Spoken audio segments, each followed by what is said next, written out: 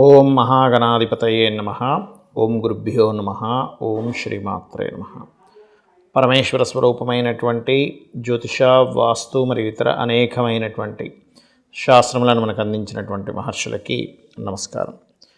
హయగ్రీవ హయగ్రీవ హయగ్రీవేతి యో వదేత్ తస్య నిస్సరతే వాణీ జహ్నుకన్యా ప్రవాహవత్. అరుణాం కరుణాతరంగితాక్షీం ధృతపాశాంకుశపుష్పబాణచాపాం అనిమాదిభిరావృతాం మయూకైః అహమిత్యేవ విభావయే భవానీం. శ్రీమాత్రే నమః. ప్రేక్షకులకి లలితాంబిక అమ్మవారి యొక్క అనుగ్రహం పరిపూర్ణంగా కలగాలని మనస్ఫూర్తి కోరుకుంటూ మనం ఈరోజు చెప్పుకోబోయేటువంటి టాపిక్ వార ఫలితాల్లో 5వ తేదీ నుంచి 11వ తేదీ వరకు ఎలా ఉండబోతుంది, ఏ విషయాల పట్ల జాగ్రత్త వహించాలి, మరియు ఏ దేవతారాధన చేసుకోవాలి. అయితే ఈ విషయాలు చెప్తుంది నేనైనప్పటికీ కూడా చెప్పేసిన సాక్షాత్ లలిత అమ్మవారిగా భావిస్తూ అసలు గ్రహాలు ఎలా ఉన్నాయో చూసుకుందాం. వృషభంలో వక్రించిన గురువు, కర్కాటకంలో వక్రించిన కుజుడు, కేతు కన్యారాశిలోని, ధనస్సుల రవిబుధులు, శుక్రుడు, చంద్రుడు, శని కలిసి ఉన్నారు. చంద్రుడు కూడా ఇక్కడ ఉన్నాడు. ఈ యొక్క చంద్రుడు ఈ వారం రోజుల పాటు మనకి గురువు వరకు చేరుకోవడం జరుగుతుంది. కుంభ, మీన, మేష, వృషభ రాశుల్లో. అదేవిధంగా మీనరాశిలో రాహు. ఇది గ్రహస్థితి. వృషభ లగ్నము, వృషభ రాశి. మీ యొక్క రాశ్యాధిపతి అయినటువంటి శని భగవానుడు ఉద్యోగ స్థానంలో ఉన్నాడు. ఉద్యోగ అవకాశాలు ఖచ్చితంగా వచ్చి తీరుతాయి, అందులో ఎటువంటి సందేహం లేదు. 3వ స్థానంలో ఉన్నటువంటి కుజుడు 2లోకి వస్తున్నందుకు అది కాస్త కుటుంబ సభ్యుల్లో చిన్న ఘర్షణ వాతావరణం, ఫైనాన్స్ విషయంలో కావచ్చు, కొన్ని మిస్కమ్యూనికేషన్స్ వల్ల జరుగుతూ ఉంటాయి. కాబట్టి మీరు కాస్త అగ్రిమెంట్స్, కాంట్రాక్ట్స్ చేసేటప్పుడు జాగ్రత్తగా ఉండండి. కాస్త పంచమంలో కేతువు ఉన్నందుకు పంచమ కేతువు ఆలోచన విషయాలని డిఫరెంట్గా ఆలోచించేలా చేస్తూ ఉంటాడు. కాబట్టి ఏదైనా ఒక విషయం థింక్ చేసేటప్పుడు 1కి 4 సార్లు జాగ్రత్తగా చూసుకొని ఆలోచన చేయండి. ముఖ్యంగా రాజకీయ నాయకులకి, రాజకీయంలో ఉన్నటువంటి వారు మరింత జాగ్రత్తగా ఉండాలి. అలాగే గృహము, వాహనము, వీటి ద్వారా ఎప్పటి నుంచో ఆగినటువంటి ధనము ముందుకి కదలడం జరుగుతుంది. అలాగే ఇక్కడ ఈ అప్పు మూలంగా ధనము రావడం, అప్పులు కారకుడైనటువంటి శుక్రుడు కూడా 10వ స్థానంలో ఉన్నాడు. కాబట్టి 6th లార్డ్ అప్పు మూలంగా ధనయోగం అనేటువంటిది బలంగా చూపిస్తుంది, అందులో ఎటువంటి సందేహం లేదు. మరియు ఎప్పటి నుంచో వివాహం కోసం ప్రయత్నం చేసేటువంటి వారికి వివాహ యోగం కూడా ఇప్పుడు ముఖ్యంగా విదేశాలకు వెళ్ళి విదేశాల్లో ఉండేటువంటి సంబంధాలు వెతుక్కోవడం అనేటువంటి తొందరగా వివాహ యోగాన్ని ఇస్తుంది. ఆన్లైన్లో వ్యాపారాలు చేసేటువంటి వారికి ప్రస్తుతం బాగుంది చెప్పాలంటే. రాహు లాభస్థానంలో ఉండడం కానివ్వండి, ఈ యొక్క గ్రహస్థితి బాగుంది. కాకపోతే ధనాధిపతి చతుర్థాధిపతితో 8వ స్థానంలో ఉన్నందుకు పూర్వీకుల ఆస్తులకి సంబంధించినటువంటిది ఏదైతే ఉంటుందో అది ఖచ్చితంగా మీకు యోగించేటువంటి సమయం. అంటే గతంలో ఏదైనా గొడవలు ఉన్నా, డిస్టర్బెన్సెస్ ఉన్నా, అదేవిధంగా మీరు పిహెచ్డీస్ చేస్తుంటారు, రీసెర్చెస్ చేస్తూ ఉంటారు, ఎంఎస్ అంటే హైయర్ ఎడ్యుకేషన్ రిలేటెడ్ సంబంధించిన ఉండేటువంటి రీసెర్చ్ విషయాలు ఏవైతే ఉన్నాయో వాటికి ఇది సరైనటువంటి సమయంగా చూపిస్తుంది. అయితే ఇందులో ప్రధానంగా 5వ తేదీ మాత్రం ఉద్యోగ సంబంధించిన విషయంలో కొన్ని మార్పులు, చేర్పులు, దూర ప్రాంతానికి వెళ్ళడం లాంటివి చూపిస్తున్నాయి. 6, 7 తేదీలు ఎట్టి పరిస్థితుల్లో వ్యాపార సంబంధించిన విషయంలో తొందరపాటు నిర్ణయాలు తీసుకోకండి, ఎందుకంటే వ్యాపారం మూలంగా కొంత మోసపోయే ఛాన్సెస్ ఉన్నాయి. ఇక 8, 9 తేదీలు కనుక చూసుకున్నట్లయితే ప్రధానంగా ఇక్కడ కూడా ఉద్యోగ సంబంధించిన విషయంలో తొందరపాటు నిర్ణయాలు పనికిరావు. ఇక 10, 11 తేదీలు కనుక చూసుకున్నట్లయితే ఈ రోజుల్లో ముఖ్యంగా వివాహం కోసం చేసే ప్రయత్నాలు ఫలించేటువంటి రోజులుగా చెప్పబడుతుంది 10, 11 తేదీలు. ఇక మీరు చేయవలసిన దేవతారాధన గణపతి మరియు విష్ణు ఆరాధన చేయండి, అన్ని విధాలా బాగుంటుంది. చాలామంది నన్ను అడుగుతున్నటువంటి ప్రశ్న ఏమిటి అంటే, జాతక చక్రంలో ఎలా ఉందో సేమ్ యాజ్ ఇట్ ఈజ్ అలాగే కలుగుతుందా, మనం ఏదైనా మార్చుకోవచ్చా అనేటువంటి చాలామంది నన్ను అడుగుతున్నటువంటి క్వశ్చన్ ఇది. ఒకటే చెప్తాను, మనకి పురాణాలు లేనట్లయితే అనేకమైనటువంటి గ్రంథాల్లో తీసుకుంటే అంతదాకెందుకు దేవి భాగవతమే ఉంది. అందులో వాళ్ళకి రాజ్యము అన్నీ పోతాయి కదా. రాజ్యం అన్నీ పోయినప్పుడు వాళ్ళు అడవులు పాలై తల్లి కొడుకు ఇద్దరు కూడా అక్కడ అమ్మవారి బీజాన్ని, ఐం బీజాన్ని చేస్తూ ఉంటాడు. అప్పుడు సరస్వతీదేవి రావడం, దాని తర్వాత అలా ఒక్కొక్కటిగా సాక్షాత్ అమ్మవారే ధనుర్బాణాలు ఇవ్వడం, మరియు దాని తర్వాత అతనికి రథం లభించడం, దాని తర్వాత స్వప్నంలో కనిపించి ఒక అమ్మాయితో వివాహం అవ్వడం, ఇదంతా జరిగి మళ్ళీ అతని రాజ్యం అతనికి వస్తుంది. అంటే ఇక్కడ మనం అర్థం చేసుకోవాల్సింది ఏంటంటే, మన పూర్వజన్మ కర్మ బట్టి రాసుకొని వచ్చాం భూమి మీదకి, ఇలా జరగాలి స్టోరీ అనేది. ఇందులో కరెక్షన్స్ చేయబడవా అనేటువంటిది కూడా అగైన్ ఎప్పుడు జరుగుతుంది, ఎప్పుడు సాధ్యం అంటే 2 విషయాలు.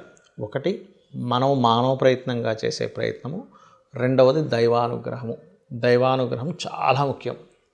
అందుకే మనం ఏం చేయాలి, సత్కర్మ చేయడం ద్వారా మన యొక్క కర్మ మారుతుంది. ఆదిశంకరాచార్యులు వారి వృత్తాంతంలో కూడా ఉసిరికాయ ఇస్తుంది. ఇతను భిక్షాటన చేసుకుంటూ ఒక్కొక్క ఇంటికి వెళ్తూ ఉన్నప్పుడు, ఒక ఇంటికి వెళ్ళినప్పుడు భిక్షాటన క్రమంలో ఆ ఇంటి ముందు అడిగినప్పుడు ఆవిడ ఒక ఉసిరికాయ ఇస్తుంది.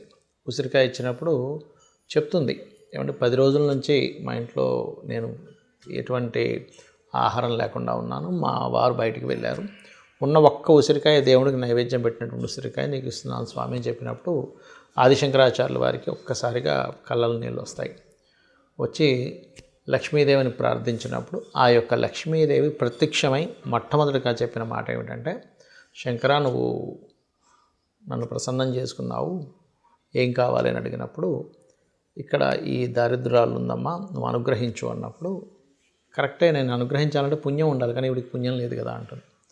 అప్పుడు అతను ధర్మం పాటించింది కదా, ధర్మం పాటించినందుకు ధర్మాన్ని అడ్డుపెట్టి నువ్వు ఇవ్వాలి అన్నప్పుడు అక్కడ ఇప్పటికే ఉంది కాలడిలో బంగారు ఉసిరికాయల యొక్క వర్షం కురిసింది. అంటే ఇక్కడ అర్థం ఏమిటి, మీ జన్మజాతకంలో ఒక భావం పాడైంది, 4వ స్థానం పాడైంది, విద్యా సంబంధించిన ఆటంకాలు, లేదా గృహ సంబంధించిన ఆటంకాలు, లేదా ధనభావం పాడైంది, ధన సంబంధించిన ఆటంకాలు, వృత్తిభావం పడింది, ఆటంకాలు ఏర్పడతాయి. ఎందుకు, పూర్వజన్మలో చేసుకున్న కర్మ వల్ల. కానీ అది ఎవరు, చాలామంది నన్ను అడుగుతున్నటువంటి ప్రశ్న ఏమిటి అంటే, జాతక చక్రంలో ఎలా ఉందో సేమ్ యాజ్ ఇట్ ఈజ్ అలాగే కలుగుతుందా, మనం ఏదైనా మార్చుకోవచ్చా అనేటువంటి చాలామంది నన్ను అడుగుతున్నటువంటి క్వశ్చన్ ఇది. ఒకటే చెప్తాను, మనకి పురాణాలు లేనట్లయితే అనేకమైనటువంటి గ్రంథాల్లో తీసుకుంటే అంతదాకెందుకు దేవి భాగవతమే ఉంది. అందులో వాళ్ళకి రాజ్యము అన్నీ పోతాయి కదా, రాజ్యం అన్నీ పోయినప్పుడు వాళ్ళు అడవులు పాలై తల్లి కొడుకు ఇద్దరు కూడా అక్కడ అమ్మవారి బీజాన్ని, ఐం బీజాన్ని చేస్తూ ఉంటాడు.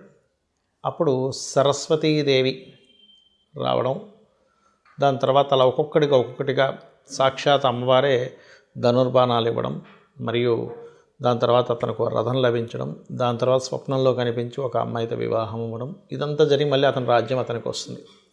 అంటే ఇక్కడ మనం అర్థం చేసుకోవాల్సింది ఏంటంటే, మన పూర్వజన్మ కర్మ బట్టి రాసుకొని వచ్చాం భూమి మీదకి, ఇలా జరగాలి స్టోరీ అనేది.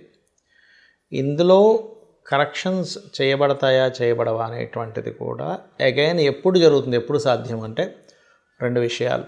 ఒకటి మనం మానవ ప్రయత్నంగా చేసే ప్రయత్నము, రెండవది దైవానుగ్రహం చాలా ముఖ్యం. అందుకే మనం ఏం చేయాలి, సత్కర్మ చేయడం ద్వారా మన యొక్క కర్మ మారుతుంది. ఆదిశంకరాచార్యులు వారి వృత్తాంతంలో కూడా ఉసిరికాయ ఇస్తుంది. ఇతను భిక్షాటన చేసుకుంటూ ఒక్కొక్క ఇంటికి వెళ్తూ ఉన్నప్పుడు, ఒక ఇంటికి వెళ్ళినప్పుడు భిక్షాటన క్రమంలో ఆ ఇంటి ముందు అడిగినప్పుడు ఆవిడ ఒక ఉసిరికాయ ఇస్తుంది. ఉసిరికాయ ఇచ్చినప్పుడు చెప్తుంది, ఏమంటే 10 రోజుల నుంచి మా ఇంట్లో నేను ఎటువంటి ఆహారం లేకుండా ఉన్నాను, మా వారు బయటికి వెళ్ళారు, ఉన్న ఒక్క ఉసిరికాయ దేవుడికి నైవేద్యం పెట్టినటువంటి ఉసిరికాయ నీకు ఇస్తున్నాను స్వామి అని చెప్పినప్పుడు ఆదిశంకరాచార్యుల వారికి ఒక్కసారిగా కళ్ళలో నీళ్ళు వస్తాయి. వచ్చి లక్ష్మీదేవిని ప్రార్థించినప్పుడు ఆ యొక్క లక్ష్మీదేవి ప్రత్యక్షమై మొట్టమొదటిగా చెప్పిన మాట ఏమిటంటే, శంకరా నువ్వు నన్ను ప్రసన్నం చేసుకున్నావు, ఏం కావాలి అని అడిగినప్పుడు ఇక్కడ ఈ దారిద్ర్యాలు ఉందమ్మా నువ్వు అనుగ్రహించు అన్నప్పుడు, కరెక్టే నేను అనుగ్రహించాలంటే పుణ్యం ఉండాలి, కానీ ఇవిడికి పుణ్యం లేదు కదా అంటుంది.